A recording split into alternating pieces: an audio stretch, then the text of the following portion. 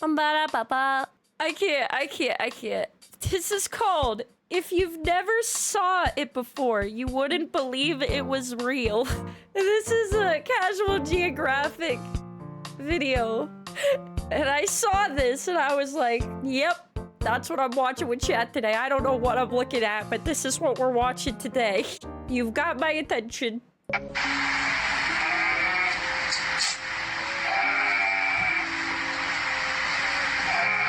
Nah, cause y'all seem to think I know everything like I'm a walking encyclopedia, but if I'm being honest here, I know what the that was supposed to be like. I had to go in the comments for this. And apparently that's not a deformity. That's actually what they're supposed to look like. It's a Damascus goat. It originated in Middle East countries and is primarily used for meat and milk. Now I'm not gonna sit here and say God makes mistakes. That is its skull? Oh my god, it looks like a cyclops. But that skull makes me think his draft and post buttons are way too close to each other. Also, a Damascus named God won a prize for most beautiful goat in a contest in 2008. Proving that some of y'all will lie unprovoked for no reason. Oh my god. Ah yes, the most beautiful specimen in the world. Y'all can call him beautiful, but tell me this goat didn't crawl straight out the Goonies. They actually look somewhat normal as babies, but then I guess puberty hits them like Hiroshima. Oh my gosh, that's so weird. Like, the babies look so different than the adults too. See the pug of goats, and I truly mean that. And I read some comments on the internet saying, oh, he just wants love. I rebuke that. He wants my life essence. We played God with goats. He wants my life essence. He does kind of look like the pug of goats. Now we got Barnyard and Dark Souls, and I do not like it. And I could have sworn Satan took the form of a goat. Actually, this makes a lot of sense now. You know y'all don't gotta tag me in every animal video, cause like, what do you expect me to say? Like, his existence looks like pain. And for y'all that are gonna sit there and tell me that he does, like, he looks scary, but he also looks derpy, you know what I mean? It's like, this looks like not the optimal peak form, you know? Actually looks cute. I pay way too much for context for y'all to lie about what's in front of my face. Crazy thing is, this is the second most disturbing goat video I've ever seen. Oh yeah, this one. Hello. Absolutely not. And no creature gives. Listen, he's kind of cute. He looks like he's hungry. He's like, you got any snacks? And no creature gives a New Yorker a heart attack. Whoa! It's got the fucking virus! I both can and cannot fully explain what that is. It's called a colugo, but it's also known as a flying lemur, even though there's somehow two lies in that one name. They don't fly. It's a flying lemur. It looks like a freaking flying squirrel and a bat. Glide, and since they spend most of their lives in their trees, they basically just airdrop themselves from branch to branch. And it's not a lemur. Lemurs are primates, making them related to gorillas, chimps, and us. But this thing isn't a primate. Oh my god, look at those eyes. This guy looks like such a goober. There's not a thing going on behind those eyes. Whoever named it would probably name an atheist faith. They use that stretchy membrane called a patagium to glide like flying squirrels. And they that's so cursed looking. Ah! Travel 650 feet without stopping. That's 200 meters or a little bit less than 2 football fields.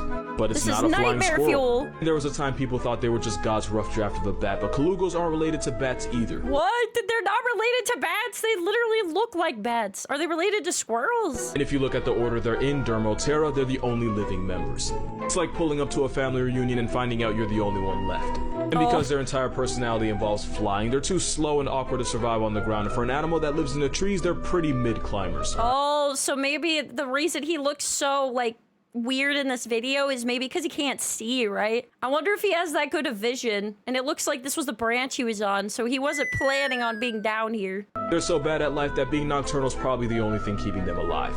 Mother colugos will carry their babies everywhere for the first 6 months, which made some people believe it was a marsupial. Like yeah, they do kind of have the same, like, soft look as a koala. Some type of deformed air koala. But it's none of those things. So what the is it? Well, scientists performed genetic analyses on them. Basically a 23andMe for a flying carpet. And it turns out their closest evolutionary relative are primates. What? Not even squirrels? Like, what in the... what is this? Pretty much the closest you can get to primates without actually being one. Which means this dehydrated Dollar Tree chipmunk is more related to you than it is to an actual squirrel or bat. That's so weird. That's not right. Here's why you should never touch this. That is Glaucus atlanticus. It's a type of nudibranch, but it's also known as a sea slug. Oh yeah, you don't touch these. This is a no-touch slug. Mollusk. I'm not finna bore you with a whole biology lesson, but gastropod means it's related to snails, and mollusk means it pulls up to the same cookout as octopus, squid, and cuttlefish.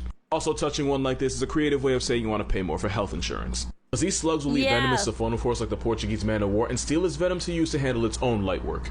stores the venom in its tissue, so if a That's predator or a person gets too close, a tiny little danger slug. No touch. Bad touch slug. also get 50 Shades of around and find out. Do I cuss too much? Like, I know kids watch me, but then again, they watch Family Guy before 4th grade, so I don't even know anymore. And just like the Portuguese Sorrow Scuffle, the Glaucus can still hand out painful life lessons even after its soul's already ascended. Basically, they don't need to be alive to put you in the hospital. So if you see one Oh my gosh. Isn't that the same with, like, jellyfish? That they don't necessarily... I don't think they have to be alive. If you, like, step on one and it's dead, it'll still sting you, right? on the beach, it's definitely a look but don't touch. Because if anything's that small and that colorful, there's probably a good reason they don't need to hide. Exhibit A. This blue vibe check. Oh yeah, that's a good point. It's like the size of your finger and it does not need to hide at all. It's like the tiniest sea terror ever. Found off the coast of South Africa in European waters off the east coast of Australia because Australia, and some have even been found in the Gulf of The most deadly baked bean. California. They're also hermaphrodites that mate by sword fighting and stabbing each other. Normally in nature, the winner gets the female, but here the loser becomes one. The more you know. Here's a story of how 76 beavers were parachuted into Idaho, and yes, that is a thing that What? Come again? happened. So in the 1940s, the people of Idaho had beef with the buck-toothed beaver population, mainly because their habit of taking down trees was causing floods in people's yards and damage to gardens. But because beavers actually contribute to society, unlike some of the people complaining about them, the government decided that instead of squad wiping them, it would just be better to move them to another area code. We're gonna take the beavers and we're gonna put them somewhere else.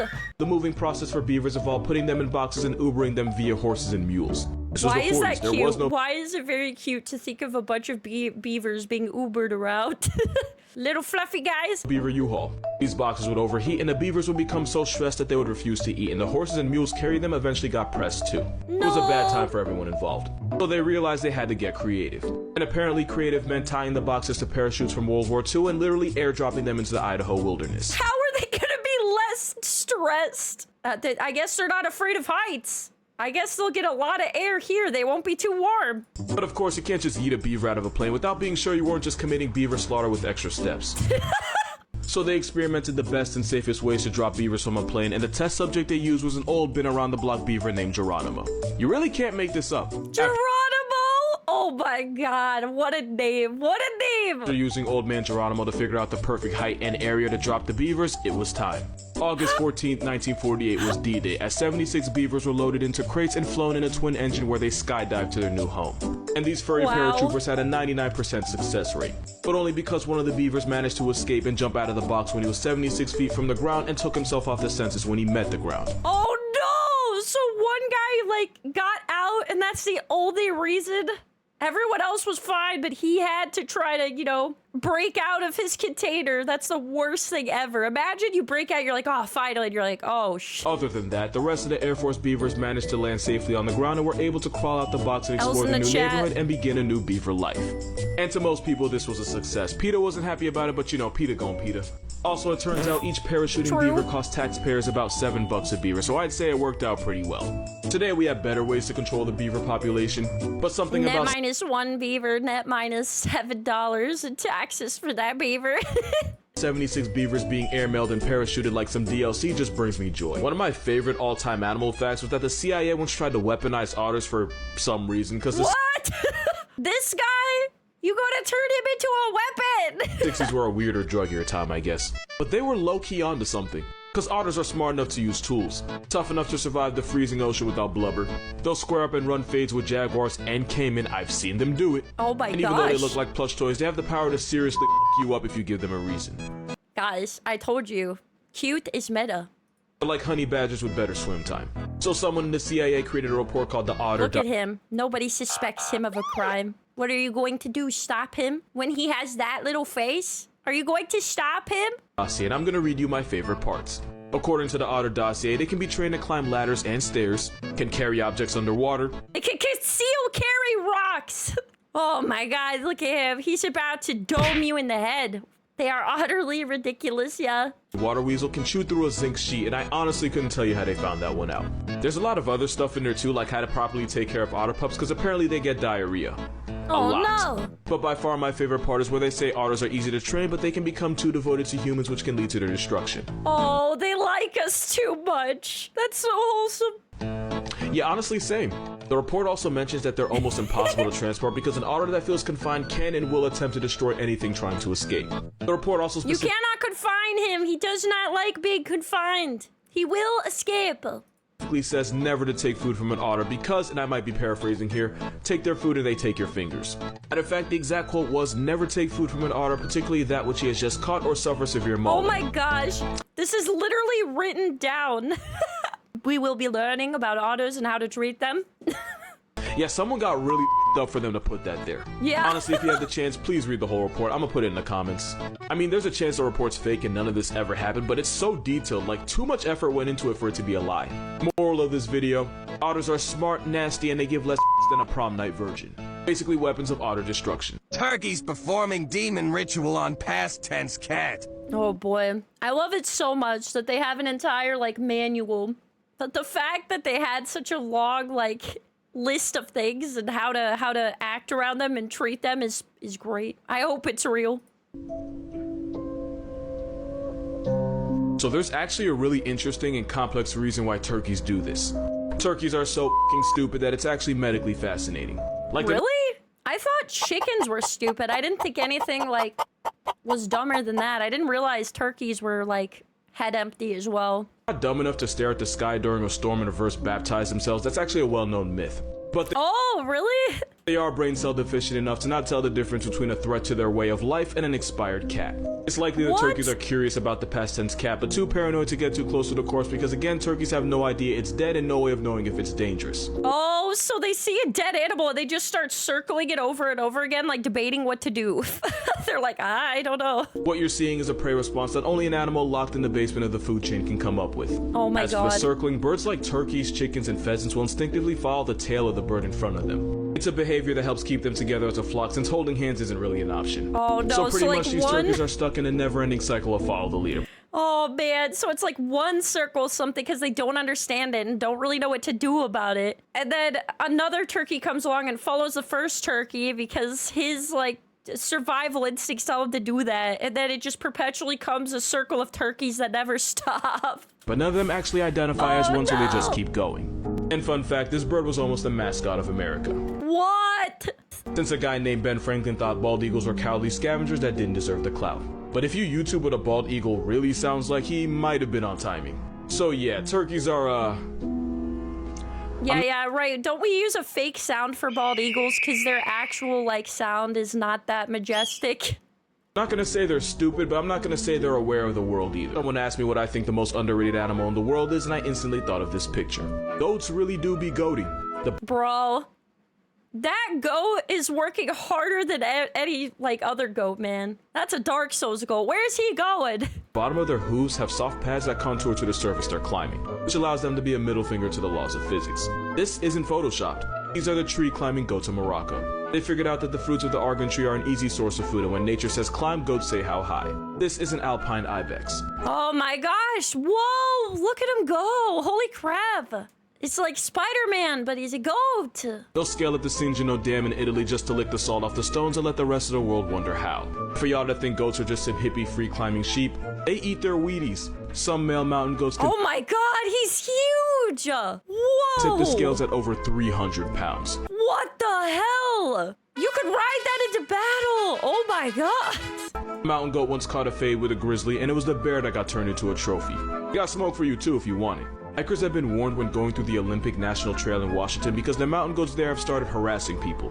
The reason is because the mountain goats there have gotten addicted to the salt in human sweat and pee, and they'll press you just to get their fix. Really? Oh my god, that's insane. Bro, you gotta carry around like those salt, like the salt bricks or whatever, right? And whenever one of these guys shows up, you just throw one of those at him and be like, leave me be! Here's an endless supply. Peeing on a trail in their area code is like a Batman signal to a fiending. Oh my god, you're just like, you have to go pee in the woods and he's like, peeing all by yourself, handsome? And you're like, ah no, Mr. Goat! So, one actually took a man off the census and wouldn't even let first responders get near his body. Those goats became such a menace that they had to be airdropped somewhere else. Oh my gosh, more airdropping! We just airdrop a lot of animals. Like first beavers, now goats. The media won't admit it, but out of all the bears, cougars, and two wolves, goats are the real G's. But like lasagna, they move in silence. You only have 3 seconds. If you can't find it, you're already dead. Alright, time's up. Here's why you always look up if you're under a tree in Tanzania. That is a leopard. Leopards are the best climbers of any big cat, and they'll stalk their victims from branches only to drop down and put them in God's recently deleted. and they'll wait up in the trees for hours for the right opportunity to strike. And if you try to escape by climbing up the tree, that'd be like stealing Michael Phelps' wall and then Bro, he's so fast. Did you see how fast he scaled that tree? Holy. on diving into a pool. That's their home court. That's Jaguars are so impressive to me, man. one reason you should be careful under trees. Because leopards carry their meals up in trees where they don't have to pay food taxes to lions or hyenas. And leopards are so freakishly strong that they can deadlift animals heavier than they are up into the trees using only their mouth. This is the most impressive thing to me. The fact that they can just go back up the tree casually with something just as big as them. Yes, that is a giraffe. But because leopards keep anything they can't finish up in the trees, you can really become a hashtag if a leopard's lunch gets airdropped to the back of your head. Oh no, they just leave it up there? They just leave that up there like a grocery cart and it could just rain like whatever dead animal they left up there down. If they don't like place it well enough, it could just fall down. Oh my god. Which means at least once in the history of mankind, a child became an orphan because a half-eaten rhino fell from a tree and put his father in a Twitter bio. And guys, it turns out that leopards do not have refrigerators or cupboards to put their food in. When I say leopards will fly out of a tree to catch a bite. What the heck? I have never seen a leopard do that. One more time. When I say leopards will fly out of a tree to catch a body. That was crazy. I mean, they don't have fall damage, or at least they don't think they do. Leopards have a hit list of over 90 different species of animal, and they're so good at stat padding that they'll sometimes accidentally friendly fire. Talk about a cat landing on their feet. Jeez. Oh, Jesus. Okay, they're gonna show it again. It bamboozled him, and he jumped. He was like, ah! Watch. Watch the cat at the bottom. Boing. I gotta do this frame by frame. So this is the cat. He's like, ah, do you see it? That's the spooked cat. He's like, oh god, my food is attacking me. Boing. Oh. Yeah, so fun fact. This animal that wasn't funny. That was supposed to be spooky. It's very serious. Sends more people to the ER than bears, wolves, and cougars combined. The American bison is the heaviest thing with a heartbeat in North America, maxing out at over 2,200 pounds. They can also I mean, I feel like I blame the human for hanging out this close to him. It's not like this man is stealthy. Like, the leopard, okay, I can kind of see, because it's like, you couldn't have seen that leopard in the tree. 10 feet long, run. But this motherfucker is ground bound only. He's not flying. He's not hiding. All right, this is a chunky man, and he's out here. You down at 35. If you try to run from the smoke by hopping over a fence, a motivated bison can clear a 6-foot. Oh, look at how fluffy he is. Oh my god, he's so cute. Fence. Now, there's two reasons why this guy is seriously testing his life insurance. Yeah, but like, why would you do this? Like, you got out of the car and like saw this thing's size, and you still didn't like second guess any of this. Like, some people need to try things out for themselves in order to learn why. This guy is seriously testing his life insurance. One is because they're pretty much legally blind, so like rhinos, they respond to anything that moves with violence. And two is because a bison is a great value meal for predators. Wolves and grizzlies have been known to smoke an appa pack, and mountain lions will target unaccompanied baby bison. That generational trauma means a bison is more likely to turn a person into a chalk outline if they get out of line. The difference between a bear and an animal like a moose or bison is a bear looks at you and has to decide if you're even worth the effort. A bison assumes you're gonna turn him into calories and will barrel roll you first. Yeah, I was gonna say, they're actually probably afraid of you, and that's why they're doing that. But because bison in national parks are used to being around people, they're usually pretty chill unless you get too close. Only problem is, getting too close is outpictured. Oh my god, man. Where do you think that horn went? The front or the back? Like this happen. Someone had to go home with no pants and explain that she lost them because she couldn't social distance from a tank with horns. Yeah, don't do that. Because bison isn't just a name. It's what your parents are gonna say at your casket if Appa decides to turn up on you. Horrifying sound of a woman becoming a hashtag. Well, yeah. The biggest mistake you could make is going to save that woman. Because that's not a woman getting that's a fox, isn't it? Turned into a headline. That was a female mountain lion in Oh, heat. darn, I thought it was a fox. Female cougars will often make these shrieking, blood-curdling screams when they're in estrus. It's like their Batman signal for getting laid. Answering that call. What? This is their freak sound?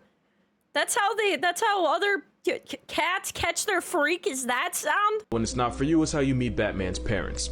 Of course I'm exaggerating, cougars are way more afraid of you and will probably go the other way if you pull up on them. What won't go away are the bricks in your pants after you try to be a hero and make eye contact with this walking steroid. Yeah, same. If I looked outside, heard that, and then saw this, I would be very scared. I know it's not related, but I'm still gonna mention it. Tigers have been known to imitate the sounds of their prey to fool them into a false sense of security before they turn them into a hashtag. Really? In fact, now that I'm thinking about it, this is a margay, and they do the exact same thing with baby monkeys. Really?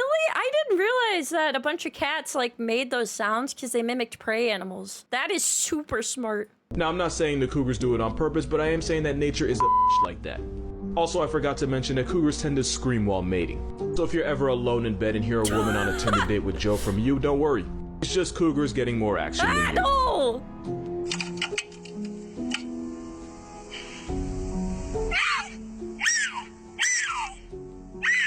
My goodness. You know penguins will sell themselves, but like, in that way? What the? That was... I needed more time for that transition, brother. Let me explain. Excuse me? This is an Adelie penguin. If you hear a messed up penguin fact, it usually Why does he have a spiked tongue? What the ever-loving? involves them. So basically, Adelies build their nests out of piles of pebbles, which means two things. Pebbles are a penguin's form of currency, and the penguin with the most pebbles is considered the most attractive. This guy plays Dark Souls, chat. He's maxing out his weapon. Look at this. So female Adelie penguins will offer their bodies to males in exchange for a rock, and yeah, it's exactly what I'm making it sound like. Sometimes the female will give it up to a male in exchange for a pebble, even though she already has a mate waiting for her back at the nest. Scientists can't really confirm this, but it's believed the females do this so that if their mate gets packed up by a seal or something, they still have a backup. Doesn't stop there, because a lot of times the female will pretend to be interested in the single male, and right when the male thinks he's about to get it in, she takes the pebble and runs back to her actual mate. The best example I could think of is if you buy a girl a drink only for her to take it and bring it over to her man on the other side of the bar. Just, I got another rock. I'm gonna get all the babes now. Look at all these rocks I have. Look at my rock collection. Basically, these penguins pull a Cardi B, but, you know, without the Cosby part. And before you feel bad for them, just remember that male Adelies have been known to have relations with injured females, chicks, penguin corpses, and one even hooked up with the ground. To completion. What? Pardon me? Did he think the ground was another penguin? Like, okay. Penguins are dressed as Wall Street brokers, and they have the moral compass of one too. Oh, look at him go! Friendly reminder that reindeer will eat this special magic mushroom that'll get them so high that they'll wander around aimlessly and make a bunch of weird drunken noises. And the mushroom They're gonna get their rocks off. That was a good one for the penguins. That was a good one. is toxic to us, but if you drink the pee of a reindeer that's eating it, you too can get elevated and hella faded. Well, you shouldn't be drinking a reindeer's pee. Basically, getting R. Kelly by a reindeer will have you believing you can fly as well. The more you know. Oh my god. That was really a ride. A ride to go on.